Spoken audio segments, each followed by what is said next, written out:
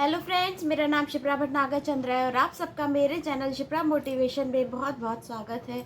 आज हम एक ऐसे चैंपियन की बात करेंगे जिसने अपने करेज के दम पर अपनी नाम और पहचान बनाई और आज भी उनके नाम की गुणगान किया जाता है। और अगर किसी में करेज देखा जाए तो यही कहा जाता है कि तुम्हारे अंदर तो किरण बेदी जैसी बात है। तो चलिए स्टार्ट करते हैं उनकी जर्नी को। उनका जन्म हुआ था 9 जून 1945 में चंडीगढ़ में। उनके फादर एक टेनिस प्लेयर थे, वो स्टेट लेवल के प्लेयर थे, और उनकी मदर बैडमिंटन खेला करती थी। इस तरीके से वो एक खेल प्रेमी परिवार को बिलोंग करती थी। किरण बेदी ने बचपन से ही टेनिस खेलना शुरू कर दिया था और वो टेनिस में बहुत ही अच्छी प्लेयर थी।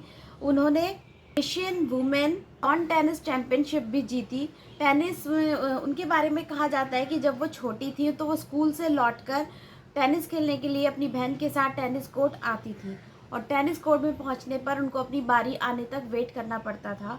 तो वो जो वहाँ पर पास में टेबल पड़ी होती थी वहाँ पर वो बैठ जाती थी और जब तक उनका चांस आता था वो तब तक अपने स्कूल का होमवर्क कंप्लीट कर लेती थी। इस तरीके से उन्होंने स्टार्टिंग से ही अपनी पढ़ाई और अपने खेल के बीच में बैलेंस बना के चली और अपना टाइम मैनेज कर लेती थी। और जब उनकी बारी आ जाती थी तो वो टेनिस खेलने लगती थी। टेनिस प्रेमी होने की वजह से उनको बहुत इधर उधर जाना पड़ता था, स्टेट टू स्टेट उनको घूमना पड़ता था, नॉर्थ साउथ ईस्ट वेस्ट, और इसके लिए कई बार उनको रिजर्वेशन भी नहीं मिलता था। तो वो ट्रेन में ऐसे ही लोकल कंपार्टमेंट में चली जाती थी, जनरल कंपार्टमेंट में भी चली जाती थी। और वो तो टेनिस की वजह से जब उनको इधर उधर जाना पड़ता था तो वो उनको कई बार वो अकेले ही जाती थी, बट कई बार रिजर्वेशन नहीं भी मिलता था तो वो ऐसे ही चली जाती थी। लेकिन वो बताती है कि थर्ड क्लास कंपार्टमेंट में ट्रैवल करना बहुत इजी है, बट इसके लिए उनको बहुत पापड़ बेलने पड़ते थे क्योंकि वहाँ पर उनको एक अगर वो टेनिस एसोसिएशन से एक फॉर्म पाना होता था, उस फॉर्म को सबमिट करके जमा करना होता था।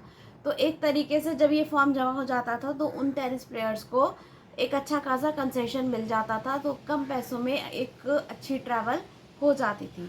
बट ये कंसेशन फॉर्म पाने के लिए उनको बहुत पापड़ बेलने पड़ते थे। जो भी लोग टेनिस ये कंसेशन फॉर्म पाना चाहते थे वहाँ पे एक अफसर थे, उसके साइन लगते थे और वो साइन करने के लिए कई बार लोगों को दो दिन 3 दिन 4 दिन हफ्ते भर तक भी वेट कराते थे।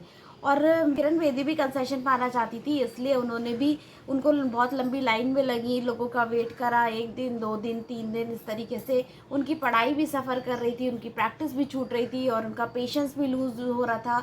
बट वो फिर भी खड़ी रही हैं, डिग रही कि नहीं चलो, फिर भी चलो देखते हैं, वेट करते हैं, देखा जाएगा क्या होगा।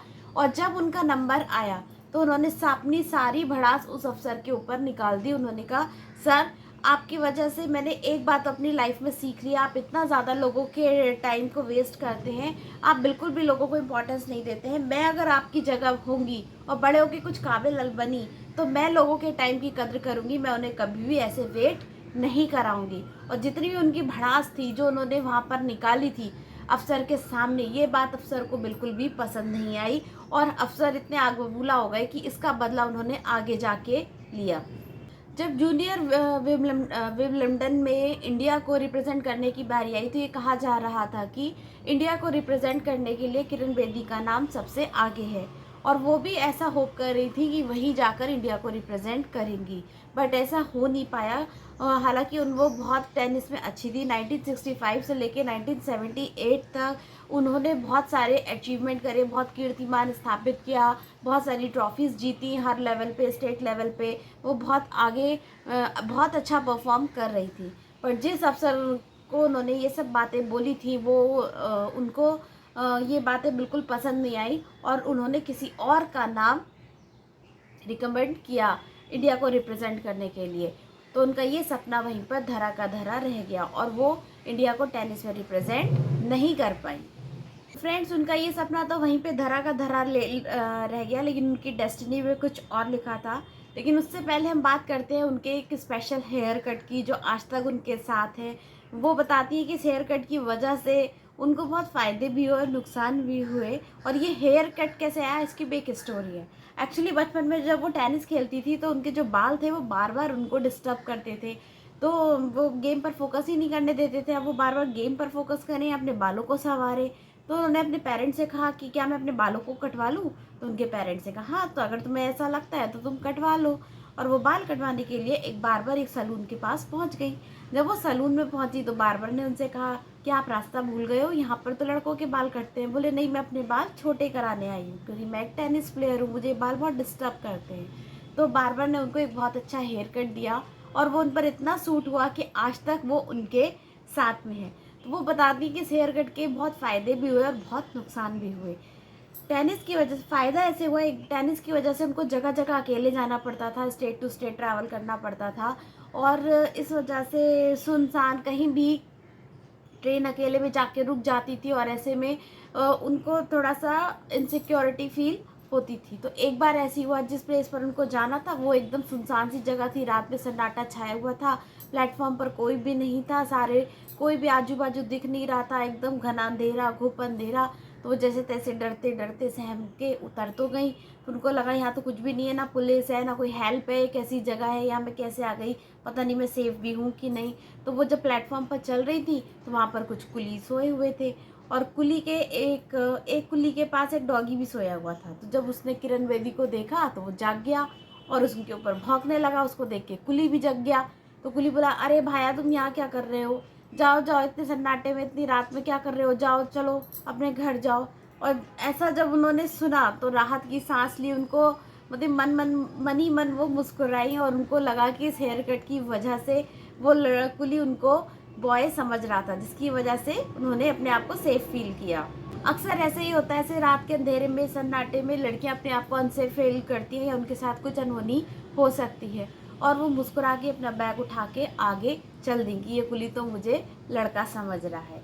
और नुकसान इस तरीके से हुआ कि एक बार वो अपने टेनिस के ही सिलसिले में कहीं पर ट्रैवल कर रही थी तो एक बार वो लेडीज़ कंपार्टमेंट में चढ़ गई और वहाँ पर लेडीज़ आपस में, उनका जो लुक था ना वो देखने में बिल्कुल लड़कों जैसा था। बाल तो उनके लड़कों जैसे थे ही, लेकिन वो लोअर टी शर्ट में इस तरीके से लड़कों जैसी रहती थी।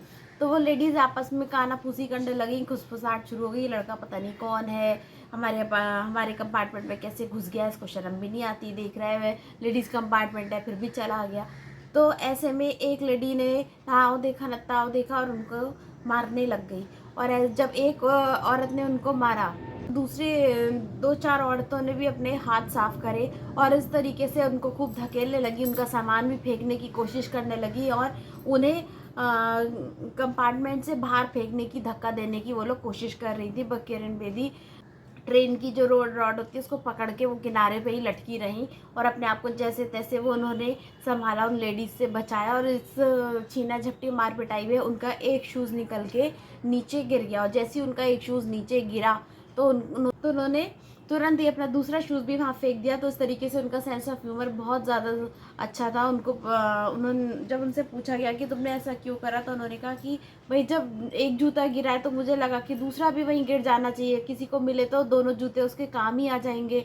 और इस तरीके से जब ट्रेन रुकी तो उतर के बेंच पे बैठ गई और थोड़ा डरी भी थी, सहमी हुई भी थी, लेकिन अंदर ही अंदर वो मुस्कुरा भी रही थी कि लोग उनको उनके लुक्स को देख के लड़का समझ रहे हैं। अब चलते हैं 1982 में। 1982 में दिल्ली की गवर्नमेंट ने एक बार उनको अपने ऑफिस में बुलाया और जब किरण बेदी वहाँ पर पहुँची तो उन्होंने कहा कि देखो किरण, अपने यहाँ इंडियन एशियन गेम्स होने वाले हैं और तुम जानती हो कि दूसरे देशों से भी लोग यहाँ पर गेम्स खेलने के लिए आएंगे, लेकिन अपने दिल्ली की ट्रैफिक तो सुभान अल्लाह है, अब इसको कैसे कंट्रोल करें इसकी जिम्मेदारी मैं तुम पे सौंपता हूँ। अपनी देश की इज्जत का सवाल है तो तुम उसको मैनेज करो, यहाँ के ट्रैफिक को जैसे तुम चाहो वैसे करो और यहाँ के ट्रैफिक अब तुम्हें ही मैनेज करना है। किरण बेदी, अब सारी जिम्मेदारी किरण बेदी के कंधों पर आ गई और उन्होंने भी इस जिम्मेदारी को बखूबी निभाया क्योंकि देश की इज्जत का सवाल था, देश विदेश से लोग आने वाले थे, एशियन गेम्स होने वाले थे। तो उन्होंने सोचा कि अब चाहे कुछ भी हो जाए मैं बहुत स्मूथली इस इवेंट को ऑर्गेनाइज करके रहूँगी और देश के अपने दिल्ली के ट्रैफिक को बहुत अच्छे से कंट्रोल कर लूँगी।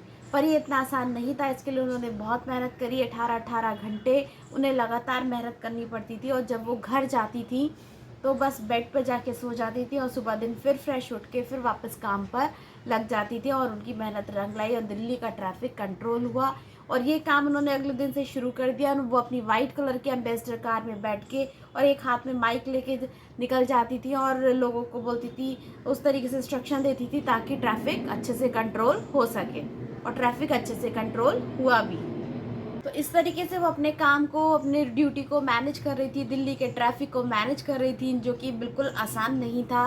और एक अकेली लेडी पूरे दिल्ली के ट्रैफिक को उसने कंट्रोल करा और इवेंट को अच्छे से ऑर्गेनाइज कराया। बट कुछ लोग अपनी हरकतों से बाज नहीं आ रहे थे, तो उसका भी उन्होंने एक तोड़ निकाल लिया और यहीं से उनका नाम बन गया, किरण बेदी से उनका नाम बन गया क्रेन बॉय। यानी कि वो जहाँ भी देखती थी लोगों ने अपनी गाड़ी गलत जगह पार्क करी है या नो पार्किंग में पार्क कर दिया है, वो वहाँ से क्रेन को बुलवा के उनकी गाड़ियाँ उठवा देती थी, लोगों पे फाइन लगाती थी, जिसकी वजह से लोग अब सिस्टम को फॉलो करने लगे थे और सही जगह गाड़ी पार्क करने लगे थे। उस टाइम पर इतने क्रेन्स नहीं होते थे, तो उन्होंने क्रेन मंगाई, ये उनका आइडिया था और इस तरीके से उन्होंने दिल्ली के ट्रैफिक को बहुत अच्छे से मैनेज किया। बट एक बार उनके साथ एक घटना घटित हुई। उस तरीके के एक मिशन पे काम कर रही थी, तो एक गाड़ी ख़राब हो गई थी और वो एक गलत जगह पे जाके बंद हो गई थी। तो जब पुलिस वाले ने ये देखा कि गाड़ी, वो वहाँ पे ड्राइवर वहाँ पे कुछ गाड़ी को सही कर रहा है, तो उसने कहा इस गाड़ी को हटाओ, ये पार्किंग प्लेस नहीं है। तो उसने कहा देखिए मैं गाड़ी को पार्क नहीं कर रहा हूँ, मेरी गाड़ी बंद हो गई है, मैं गाड़ी को ठीक कर रहा हूँ। तो पुलिस ऑफिसर ने क्रेन को बुलाया और गाड़ी को टो करके एक दूसरी जगह पे पहुँचा दिया। और बाद में पता चला कि ये गाड़ी उस टाइम के प्राइम मिनिस्टर इंदिरा गांधी की गाड़ी थी। ऐसे में किरण बेदी ने अपने उस पुलिस ऑफिसर को बहुत ज़्यादा अप्रिशिएट किया कि मैं तुम्हारे काम से काफ़ी खुश हूँ कि तुमने अपनी ड्यूटी निभाई और तुम बिल्कुल नहीं डरे और अपना काम तुमने ईमानदारी से किया और बहुत अच्छे से उस ड्राइवर को गाइड किया। बट इस केस में भी कुछ लोग उनके साथ हो गए, कुछ उनके खिलाफ हो गए, कुछ कह रहे थे उन्होंने गलत किया और कुछ कह रहे थे उन्होंने सही करा। बट वो जानती थी कि उन्होंने सही करा, क्योंकि कानून सबके लिए बराबर होता है और सबके लिए एक जैसा होता है। तो वो जस्ट अपनी ड्यूटी ही निभा रही। एक और रिस्पॉन्सिबिलिटी मिली 1993 से 1995 में, उनको तिहाड़ जेल का हेड बनाया गया। तिहाड़ जेल जहाँ पर एक से एक बड़े खूंखार व्यक्ति और क्रिमिनल लोग भरे हुए थे, और वो ऐसी जेल थी जहाँ पर 2000 की कैपेसिटी में 10,000 कैदियों को ठूसा गया था।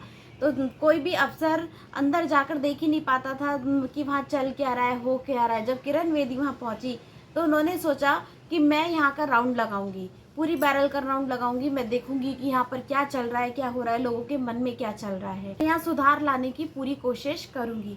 तो उन्होंने जेल के अंदर राउंड लगाने शुरू कर दिए। लोगों से मिलते ही वो बात करना चाह रही थी, लेकिन कोई भी लोग उनसे बात नहीं करते थे। और चूंकि वो सारे क्रिमिनल माइंडसेट के थे और इतने ज़्यादा लोग थे, तो आए दिन कुछ ना कुछ पंगे वहाँ पर होते रहते थे। बट फिर भी उनके मन में ये चलता था कि क्या इनको सेकंड चांस मिलना चाहिए, कि ठीक है मानते हैं इनसे एक बार गलती हो गई, लेकिन क्या सच में ये दूसरा चांस डिज़र्व करते हैं, क्या ये अपनी लाइफ में अगर इनको चांस दिया जाए तो कुछ कर सकते हैं, कुछ बदलना चाहते हैं।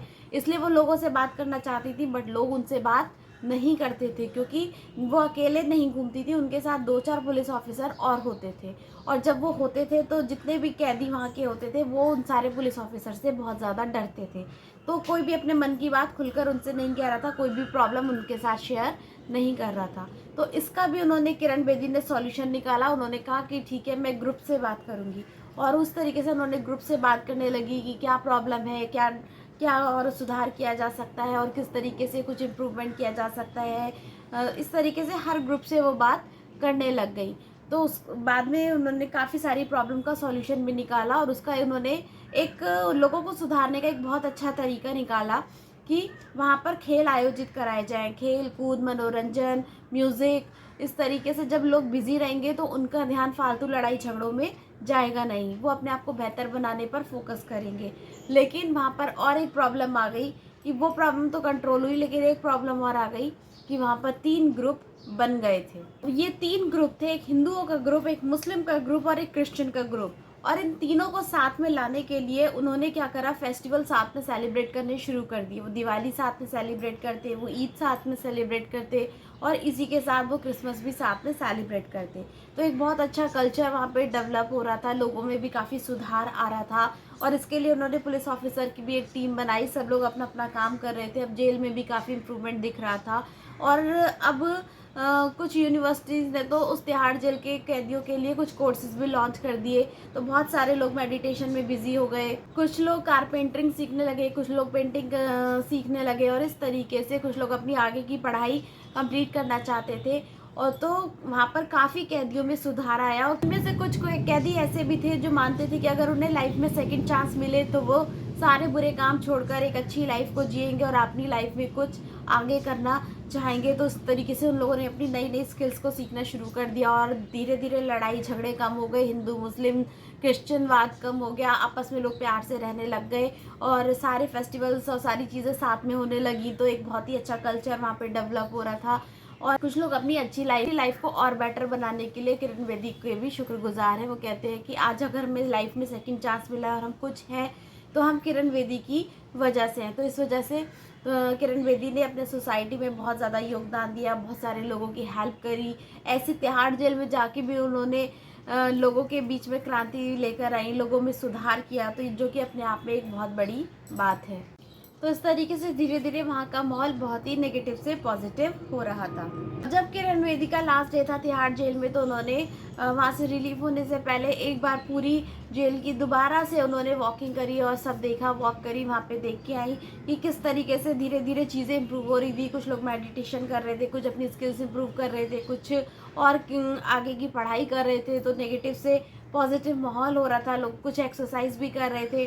तो इस तरीके से वहाँ का माहौल बहुत अच्छा लग रहा था। मतलब पहले जैसे इतनी नेगेटिविटी आती थी, एक खूंखार और डरावना सा माहौल, और अभी इतनी पॉजिटिविटी थी कि वहाँ से जाने का उनका मन ही नहीं कर रहा था और उनको ये अच्छा लगा कि लोगों में काफ़ी चेंज आया है।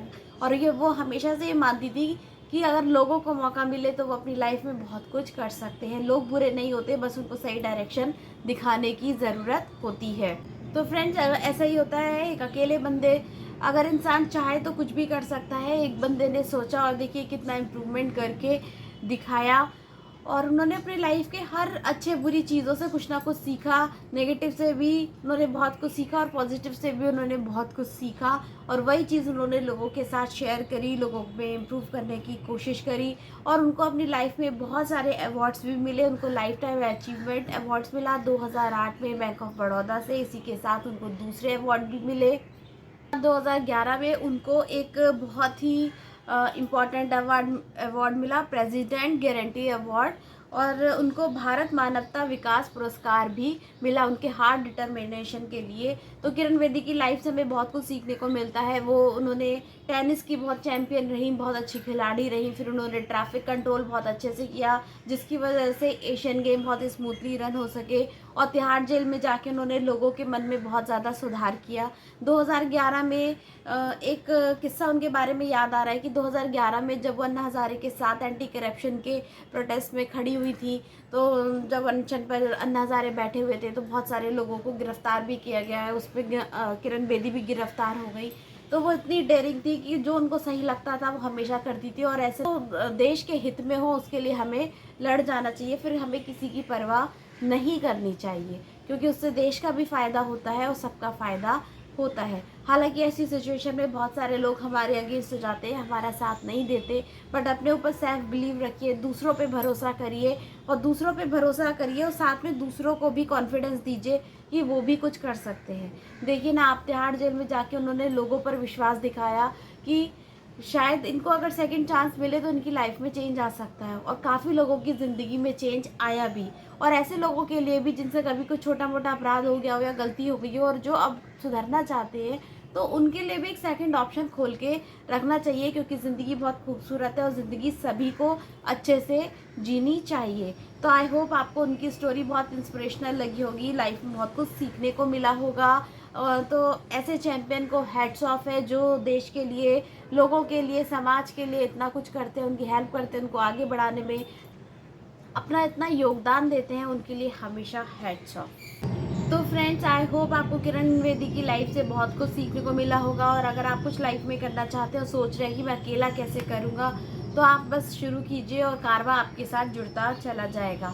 खुद पर भरोसा करिए, दूसरों पे करिए और अगर आपको ये एपिसोड और ये स्टोरी अच्छी लगे तो प्लीज़ उसको लाइक कीजिए, चैनल पर नए हैं तो सब्सक्राइब कीजिए, अपने फ्रेंड्स और फैमिली के साथ शेयर कीजिए और ऐसी मज़ेदार स्टोरी के लिए मिलते हैं हम अपनी नेक्स्ट स्टोरी में। तब तक के लिए गुड बाय।